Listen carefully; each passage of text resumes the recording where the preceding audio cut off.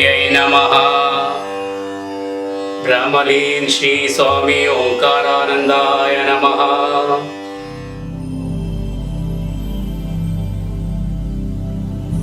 Let us learn today Bhagavad Gita, chapter 7, Jnana Vijnana Yoga, shloka numbers 16 to 20. Repeat after me. चतुर्विधा भजन्ते माम्, चतुर्विधा भजन्ते माम्, चतुर्विधा भजन्ते माम्। जनाः सुकृतिनोऽर्जुन, जनाः सुकृतिनोऽर्जुन, जनाः सुकृतिनोऽर्जुन। आर्तो जिज्ञासुरर्थार्थी, आर्तो जिज्ञासुरर्थार्थी, आर्तो जिज्ञासुरर्थार्थी। ज्ञानी च भरतर्षभ, ज्ञानी च भरतर्षभ, ज्ञानी च भरतर्षभ। Let us chant together. चतुर्विधा भजन्ते माम्, जनाः सुकृतिनोऽर्जुन। आर्तो जिज्ञासुरर्थार्थी, ज्ञानी च भरतर्षभ। Now you chant. चतुर्विधा भजन्ते माम्, जनाः सुकृतिनोऽर्जुन। आर्तो जिज्ञासुरर्थार्थी, ज्ञानी च भरतर्षभ। Listen to me. चतुर्विधा भजन्ते माम्, जनाः सुकृतिनोऽर्जुन। आर्तो जिज्ञासुरर्थार्थी, ज्ञानी च भरतर्षभ। Repeat after me. Shloka number 17. तेषां ज्ञानी नित्ययुक्तः, तेषां ज्ञानी नित्ययुक्तः, तेषां ज्ञानी नित्ययुक्तः। एकभक्तिर्विशिष्यते, एकभक्तिर्विशिष्यते, एकभक्तिर्विशिष्यते।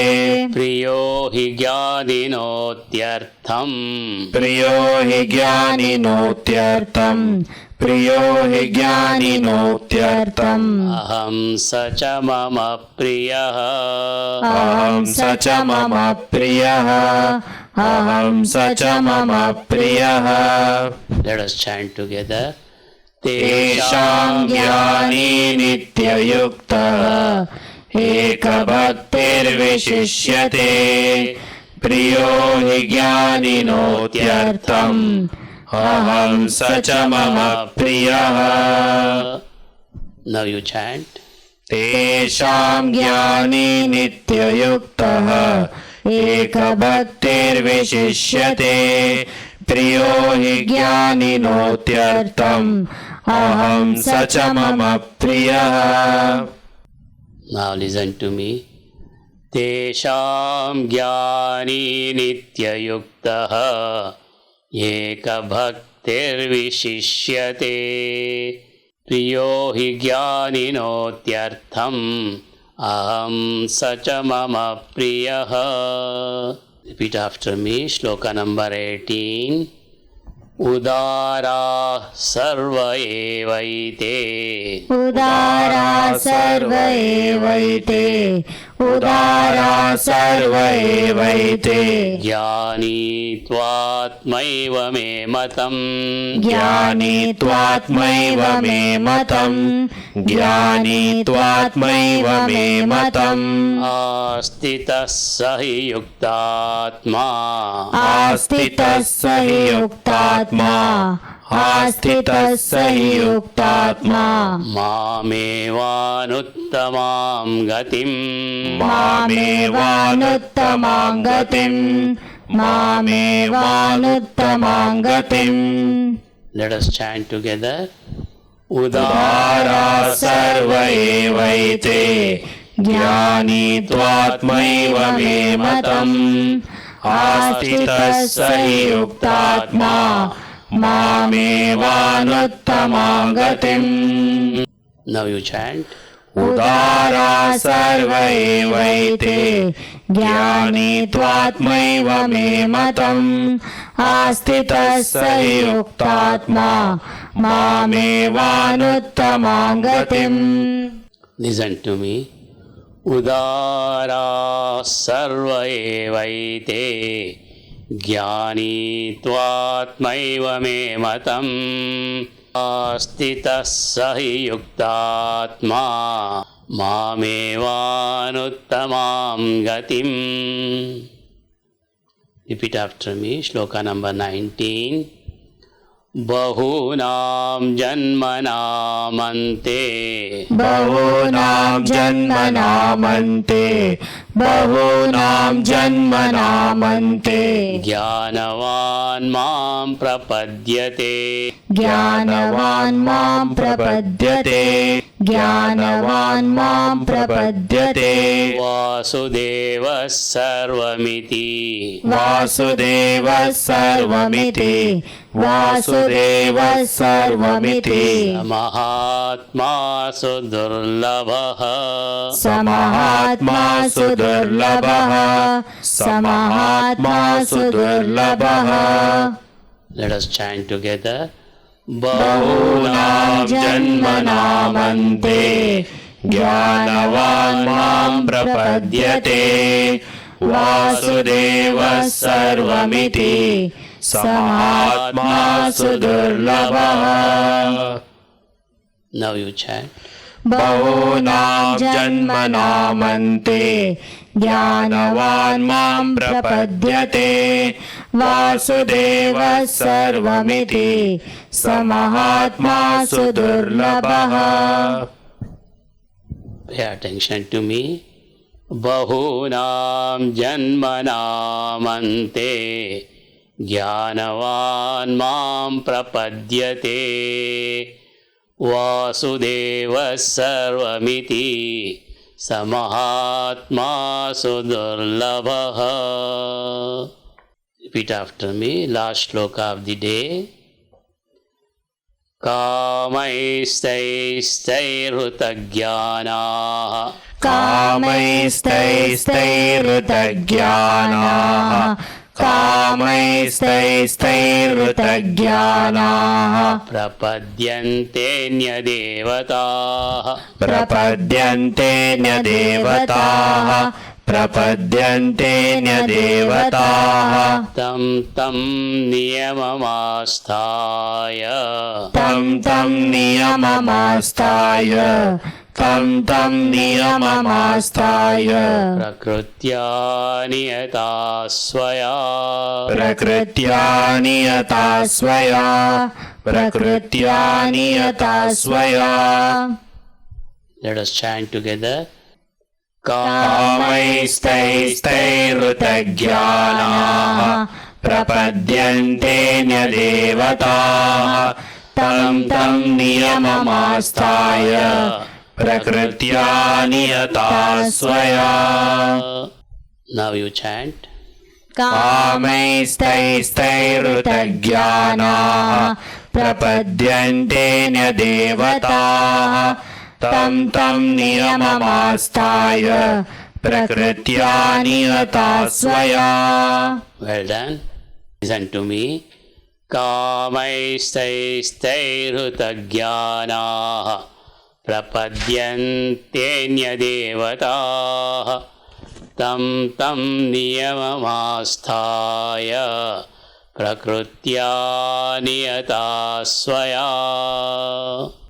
Now listen to me all the 5 shlokas of the day.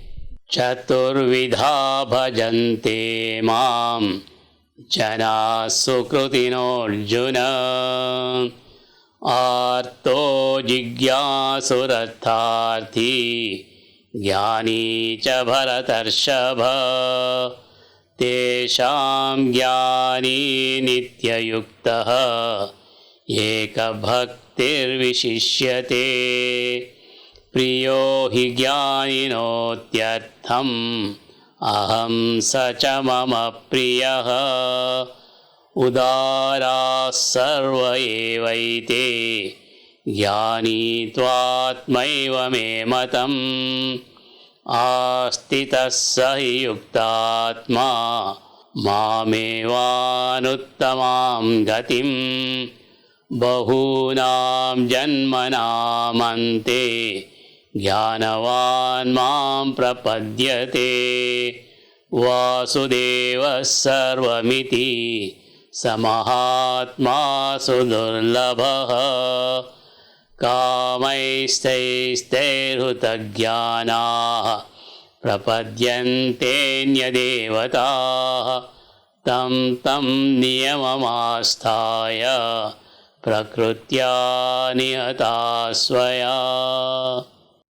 O Arjuna, 4 types of devotees worship me: the seeker of wealth or worldly possessions, the distressed, the seeker of knowledge, and the man of wisdom, Gnani.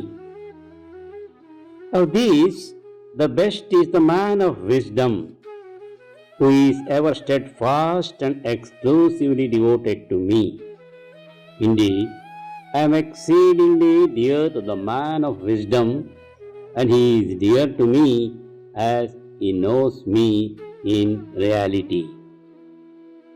Exalted indeed are all these, but I hold the man of wisdom as verily myself, as his mind is fixed on me alone as his supreme goal. The man of wisdom takes refuge in me after many births, realizing that Vasudeva is all. Such a great soul is hard to find. Those whose discrimination has been led astray by various desires take refuge in the demigods and worship according to their own nature and follow the rites relating to them. हे भरतवंशियों में श्रेष्ठ अर्जुन, पवित्र कर्म करने वाले अर्थार्थी, आर्त, जिज्ञासु और ज्ञानी अर्थात प्रेमी, ये 4 प्रकार के मनुष्य मेरा भजन करते हैं अर्थात मेरे शरण होते हैं। उन 4 भक्तों में मुझ में निरंतर लगा हुआ अनन्य भक्ति वाला ज्ञानी अर्थात प्रेमी भक्त श्रेष्ठ है, क्योंकि ज्ञानी भक्त को मैं अत्यंत प्रिय हूँ और वह मुझे अत्यंत प्रिय है। पहले कहे हुए सबके सब चारों ही भक्त बड़े उदार श्रेष्ठ भाव वाले हैं, परंतु ज्ञानी तो मेरा स्वरूप ही है, ऐसा मेरा मत है। कारण कि वह मुझसे अभिन्न है और जिससे श्रेष्ठ दूसरी कोई गति नहीं है, ऐसे मुझ में ही दृढ़ स्थित है। बहुत जन्मों के अंतिम जन्म में अर्थात मनुष्य जन्म में सब कुछ परमात्मा ही है। इस प्रकार जो ज्ञानवान मेरे शरण होता है, वह महात्मा अत्यंत दुर्लभ है।